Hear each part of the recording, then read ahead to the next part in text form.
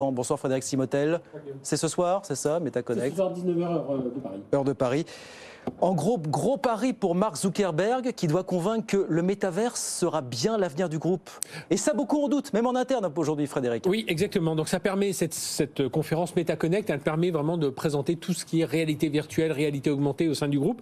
Et le but, c'est de la rendre plutôt alléchante parce que ce qu'il faut, c'est attirer des développeurs pour qu'ils développent des applications derrière. Ouais. Et là, donc, ça arrive dans un contexte un peu compliqué pour Meta. Vous savez, l'action a baissé de moitié. On a un COMEX qui a perdu ses grands piliers, hein, Sheryl Sandberg. Enfin, ils sont plusieurs à avoir quitté le groupe. Une concurrence en plus très vive de Facebook et de tout son écosystème WhatsApp, Instagram avec des TikTok. Et puis on sent que derrière WhatsApp et Instagram, le business model, on n'a pas encore trouvé comment le rentabiliser complètement. Et puis ce message méta lancé au printemps par Mark Zuckerberg et qui a du mal à passer auprès des clients, auprès des utilisateurs. On voit pas bien entre notre profil virtuel, notre profil physique. Donc il y a beaucoup de choses à raconter autour de ça. Et puis derrière, il y a aussi l'image de Facebook. On connaît tous les déboires autour des données personnelles, toutes les histoires autour des fake news. Donc voilà, il y a quand même beaucoup de choses à faire passer lors de cette conférence, même si ce n'est pas la grande conférence Facebook, c'est quand même la conférence de l'avenir parce que c'est l'obsession du groupe aujourd'hui, c'est la réalité virtuelle. Et donc on va avoir sans doute la présentation du nouveau casque. Alors